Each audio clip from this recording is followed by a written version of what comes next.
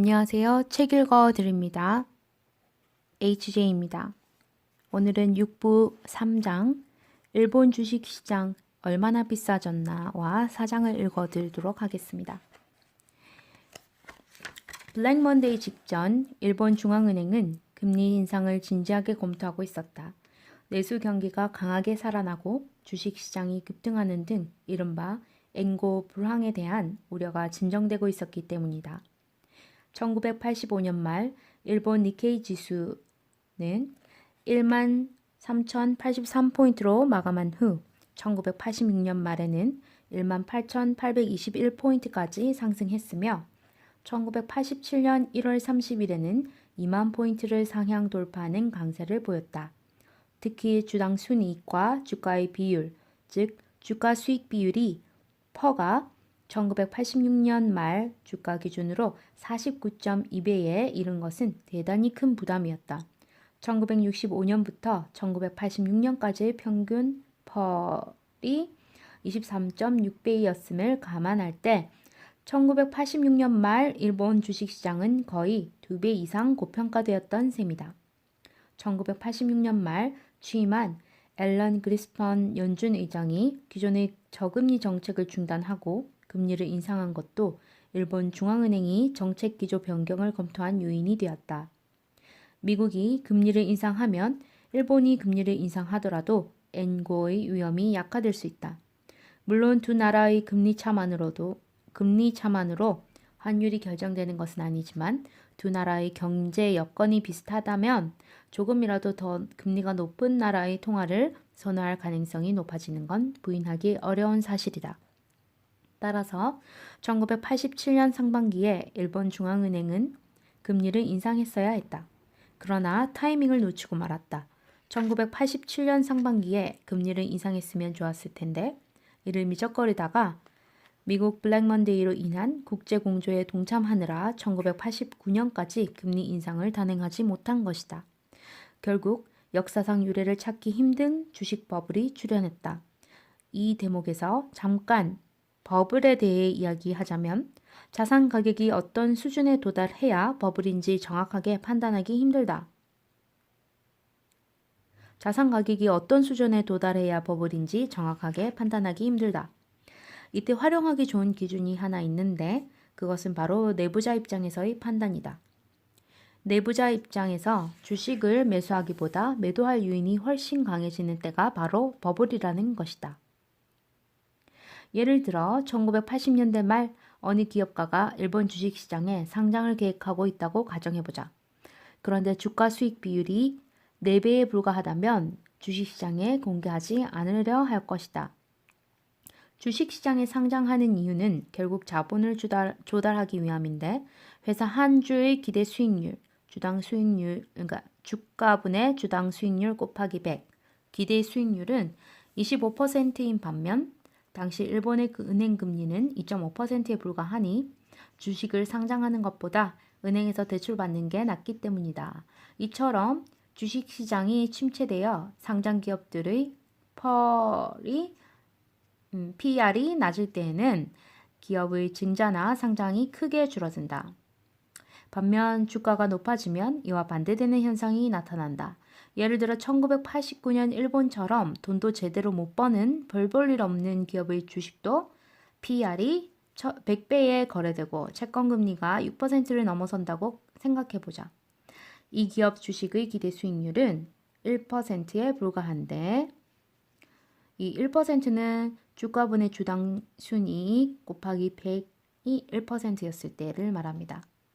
이 기업 주식의 기대 수익률은 1%에 불과한데 채권금리는 6%를 넘어서고 있다면 최고 경영자가 어떤 선택을 할지 자명하다. 부지런히 증자를 해서 조달한 돈을 채권에 투자하는 게 훨씬 남는 장사가 된다는 것을 누구나 알 것이다. 지난 2000년 코스닥 버블 때 많은 정보통신 기업이 증자로 유입된 돈을 빌딩 맵에 투자했던 것은 매우 합리적인 행동이라고 볼 수 있다. 즉 시장 금리가 높은 수준까지 상승한 상황에서 주식의 PR이 급격히 상승하면 주식 공급은 무한히 증가하게 되고 주식 공급이 증가하면 증가할수록 주식 시장은 점점 더 상승 탄력을 잃어버리게 되는 것이다. 이 대목에서 한 가지 궁금증이 제기된다. 1980년대 후반 일본의 PER은 몇 배였을까? 도표 6-3은 1980년대 말 일본 주식시장 PER을 보여주는데 무려 67배 전후에서 거래되었음을 발견할 수 있다. 어떤 기업이 한 해에 벌어들인 이익을 67년 동안 모아야 그 주식을 매입할 수 있다는 이야기이니 얼마나 비싼 수준인지 짐작할 수 있을 것이다. 물론 당시 일본 주식시장 참가자들은 주당 순자산 가치가 높으니 거품이 아니다 라고 주장했지만 1989년 일본 상장기업의 주가는 주당 순자산 가치의 4배를 넘어섰다. 기업이 보유한 자산의 가치가 아무리 높다 하더라도 자산의 가치보다 주가가 4배 이상 높은 수준을 유지하기 위해서는 수익성이 높아야 한다. 그러나 앞에서 살펴본 것처럼 주당 주식의 기대 수익은 1% 초반에 불과했으니 어떻게 보아도 일본 주식시장은 버블 국면에 진입했다고 볼 수밖에 없다. 4장 일본 부동산 시장은 갈라파고스 1980년대 말 일본에서 주식 가격 폭등보다 더 문제가 된 것은 부동산이었다. 주식시장 호황으로 기업들의 증자 및 신규 상장이 쉬워짐에 따라 은행의 기업 대출이 줄어들었고 은행이 남아도는 돈을 부동산 담보대출로 운용하기 시작하면서 안 그래도 비쌌던 일본 주택 가격이 급등했다. 시중은행의 부동산 업종 대출이 1988년 31조 4,486억 엔이었던 것이 1990년에는 42조 4,269억 엔으로 주택 관련 대출 잔고는 1988년 25조 164억 엔에서 1999년 38조 1,509억 엔으로 급증했다. 가계뿐만 아니라 기업들도 부동산 투자에 뛰어들었다. 1985년까지 연간 4조 엔에 불과했던 증시 자금 조달 규모는 1989년에 26조 엔으로 크게 증가했고 기업들은 이 돈을 부동산에 투자하기 시작했다. 기업들의 토지 순매수 규모는 1985년 3.8조 엔에서 1988년에는 6.5조 엔, 그리고 1989년에는 10조 엔으로 늘어났다. 돈이 돈을 벌어주는 재테크의 시대가 출현하자 부동산 시장은 무서운 속도로 커지기 시작했다. 1984년을 전후해 100포인트에 불과하던 전국 지가는 1990년 160포인트로 급등했으며 특히 동경과 오사카 등 이른바 6대 도시의 지가 지수는 무려 300포인트까지 치솟았다. 당시 일본 부동산 가격이 얼마나 놀라운 수준이었는지 알기 위해서는 국제적인 비교가 필요하다. 카타리나 크놀 등의 연구자들이 발표한 논문 글로벌 주택 가격 조사에 따르면 세계 부동산 시장은 일본과 일본 이외로 구분이 가능하다. 1913년을 100으로 놓고 볼 때 미국, 영국, 캐나다, 호주 등 세계 12개 나라의 실질 주택 가격은 100여 년 동안 약 4배 상승했다. 그러나 일본은 그 추세가 다른 나라들과 달랐다. 1913년부터 1990년까지 약 31배 상승한 후 다음 25년간 약 50% 하락했다. 꾸준히 상승세를 보인 다른 나라들과 달리 일본은 부동산 세계의 갈라파고스 같은 존재였던 셈이다. 왜 일본 부동산 시장은 다른 선진국과 다른 길을 걸어가게 되었을까?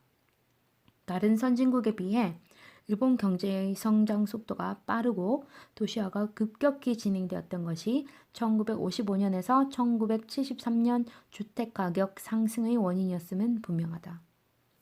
그러나 그 이후의 부동산 가격 상승은 결국 1985년 플라자 합의 이후 저금리 환경에서 발생한 버블에서 그 원인을 찾을 수밖에 없다. 이렇듯 역사상 유례를 찾기 힘든 수준으로 부동산 가격이 부풀어 오르자 일본 중앙은행도 더 이상 인내할 수 없었다. 결국 1989년 5월 30일 금리를 0.75%포인트 인상했다. 결국 2.5%에서 3.25%가 됐다는 얘기입니다.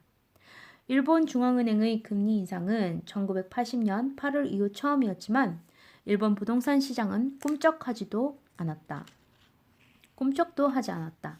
1989년에도 일본 전국 지가지수는 전년 같은 기간에 비해 9.5% 상승했으며 6대 도시 상업 용지 가격은 25.8% 상승했다. 또한 1990년 한 해 동안 전국 지가지수는 14.7% 상승해 전년도의 상승률을 뛰어넘었다. 그러나 일본 중앙은행이 금리를 6%까지 인상하자 일본 부동산 시장도 더는 버틸 수 없었다. 게다가 부동산 호황에 도취된 건설 회사들이 연 170만 호의 신규 주택을 공급한 것이 치명적인 영향을 미쳤다. 인구 1억 2천만 명의 나라에 주택이 4천만 호 있는데 40년마다 재건축된다고 가정하면 연평균 필요한 주택 공급 호수는 100만 호 전후다. 그런데 1990년대 초반 일본에는 연 170만 호의 주택 공급이 계속되어 심각한 공급 과잉을 유발하고 말았다. 아무리 부동산 가격 상승에 대한 기대가 높아도 주택이 이렇게 넘쳐나면 부동산 시장의 수급 균형은 깨질 수밖에 없다. 외환이나 석유 등 모든 상품은 수요와 공급에 의해 가격이 좌우된다. 그런데도 당시 일본 국민과 건설 업체들은 이 자명한 진실을 망각한 것처럼 행동했다. 이게 비극의 시작이었다. 다음 이 시간에는 6부 5장 자산가격 버블이 붕괴될 때 불황이 출현하는 이유는과 6장 자산가격 하락이 장기 불황으로 이어진 이유에 대해서 읽어드리도록 하겠습니다. 감사합니다.